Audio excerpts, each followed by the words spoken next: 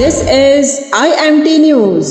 देखती आंखों सुनते कानों आपको रशंदा जाहिद का सलाम। आप देख रहे हैं IMT news from London. Mukhtar Paniwala एक मेहनती, हमदर्द और खिदमत खल्क के जज्बे से सरशार शख्सियत हैं। अपनी जिंदगी के तजर्बात और जद्दोजहद के जरिए उन्होंने ये साबित किया कि अगर नीयत नेक हो तो हर मुश्किल आसान हो जाती है। वो बरसों से माजूर अफराद की खिदमत में मसरूफ अमल हैं और इनके मसाइल को समझकर इनके हुकूक के लिए जद्दोजहद कर रहे हैं। उन्होंने मुख्तलिफ फलाही इदारों और समाजी तंजीमों के साथ मिलकर दर्जनों ऐसे मंसूबे मुकम्मल किए जो माजूर अफराद की जिंदगी में आसानी लाएं। इनकी रहनुमाई में दर्जनों लोगों को व्हील चेयर, आला समात, छड़ी, माली मदद और मुख्तलिफ तरबियती मौके फराहम किए गए हैं। मुख्तार पानीवाला की जिंदगी एक मिसाल है कि किसी भी कम्युनिटी की खिदमत दिल से की जाए तो तब्दीली जरूर आती है। उन्हें न सिर्फ यूनिवर्सल मेमन ऑर्गेनाइजेशन बल्कि पूरी मेमन कम्युनिटी फख्र से देखती है। मुख्तार पानीवाला की मुतासिर कुन सवाने उम्री कई अकसाद पर मुश्तमिल है। देखते रहिए और हमारे साथ जुड़े रहिए। आइए देखते हैं part 1। Hey there, and welcome to today's episode. I'm really glad you're joining me because we're diving into a topic that's both personal and important: the real life challenges faced by blind people and how society often underestimates us. My name is Mukhtar Paniwala, president of the Disabled Wing of Universal Memon Organization in Jamnagar, India. And as a blind person myself, I've lived through every challenge we'll talk about today. This isn't just theory for me, it's my life. And I want to share my story along with the experiences of many others, so we can break down stereotypes and see the world a little differently. Let's start with something that happens all the time: being underestimated. If you're blind, you know exactly what I mean. People assume you can't do basic things: cook, travel alone, use a phone, or even have a career. It's not just strangers either. Sometimes it's teachers, employers, or even friends and family. There's this underlying belief that blindness makes you less capable, less independent, or even less intelligent. And that's just not true. What strikes me about this is how much harder you have to work every single day just to prove you're equal. I remember so many times when people doubted me. At school, teachers would sometimes give me easier assignments, thinking they were being kind. But what that really did was hold me back. In the workplace, I've had to prove myself over and over again just to be given the same responsibilities as others. It's exhausting, honestly, but it's also taught me resilience. I've learned to speak up, to advocate for myself, and to show people what I can do, not just for me, but for everyone who faces these same barriers. There's another layer to this, and it's the feeling of being treated like a second-class citizen. Sometimes it's subtle, like being left out of conversations or decisions. Other times it's more obvious: being passed over for promotions, not being invited to social events, or having people talk about you as if you're not even there. It's about dignity and respect, and the right to live life on your own terms.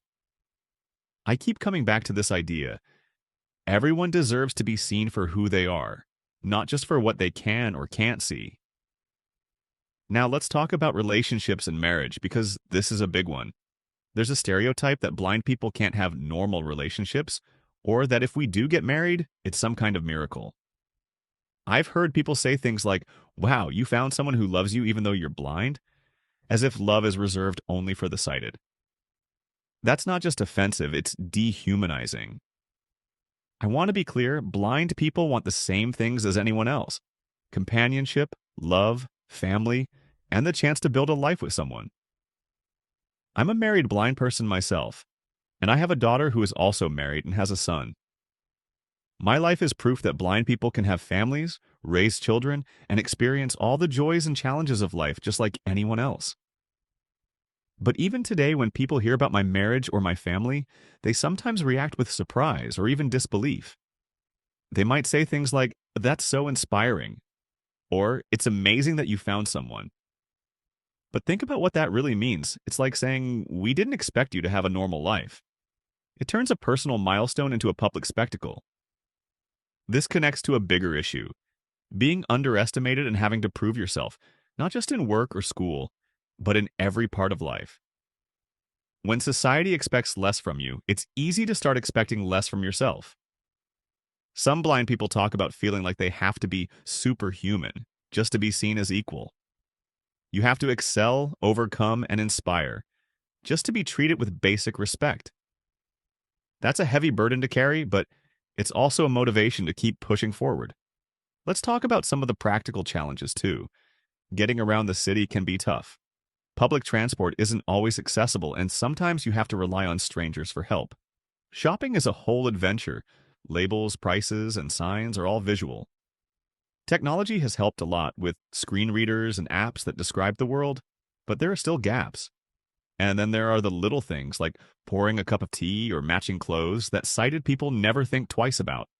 But here's what's interesting. The biggest barriers aren't always physical or technological. Often the hardest challenges are social and attitudinal. When people underestimate you or treat you as less than, it chips away at your confidence. When you're left out of conversations or decisions, it's not just inconvenient, it's isolating. That's why community is so important. Being able to connect with others who share similar experiences makes a huge difference. There are organizations, support groups, and online forums where we can share tips, ask questions, and just feel understood. Education is another area where these attitudes show up. Teachers might lower their expectations, assuming a blind student can't keep up. Or they might avoid giving challenging assignments, thinking they're being kind. But what that really does is limit opportunities and reinforce the idea that blindness equals inability. With accessible materials and a little creativity, blind students can thrive. But they need to be given the chance. Work is similar. I've seen so many talented blind people passed over for jobs or promotions, not because they can't do the work, but because someone assumes they can't. The reality is, with the right tools and training, blind people can excel in almost any field. Law, technology, education, you name it. The only real barrier is society's willingness to give us a fair chance. Social life isn't immune either. Blind people are sometimes excluded from group activities, not because they can't participate, but because others assume it would be too hard or awkward. I've heard stories of people not being invited to weddings or parties because the hosts thought it would be too difficult for them to get around. Imagine how that feels, not just left out, but left out because of an assumption. There's also a lot of advocacy happening. Blind people and our allies are working to change laws, improve access, and raise awareness. Things like tactile paving on sidewalks, audible crosswalk signals, and accessible websites don't just happen by accident. They're the result of hard work and persistence. But real change comes when society as a whole starts to see blind people as equals, not as exceptions. I want to pause for a second and just reflect on independence. There's a myth that blind people can't live on their own, work, or raise families. But the reality is, with the right training and tools, we can do almost anything. Technology has made a huge difference. Screen readers, accessible apps, and adaptive devices open up new possibilities every day. But the biggest change needs to happen in our attitudes. Let's not forget that blindness isn't always total. Many people who are legally blind have some usable vision. Others might have lost their sight later in life, which comes with its own set of challenges. Each person's experience is unique, and their strategies for coping and thriving are just as diverse. I'm starting to see a pattern here. The biggest barriers blind people face aren't about vision, they're about perception. When we underestimate someone, treat them as less than, or act surprised by their achievements, we're reinforcing a system that holds them back. But when we listen, learn, and treat people with respect, we open up a world of possibilities. So, what does all this mean for us? It means we need to challenge our own assumptions. We need to see blind people not as miracles or exceptions, but as people. People with strengths, weaknesses, dreams, and the right to live life on their own terms. We need to celebrate achievements, yes, but not in a way that turns ordinary milestones into spectacles. The next time you meet someone who's blind, try to see them as a whole person. Ask questions, listen to their story, and don't be afraid to challenge your own beliefs. Remember that respect, inclusion, and equality aren't just nice ideas. They're essential for building a better world. Thanks for spending this time with me today. I hope you've learned something new or maybe just seen things from a different angle.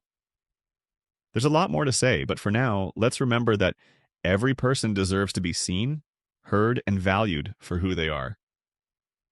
Take care, and I'll talk to you next time. Rakshinda Zahid, IMT News, London.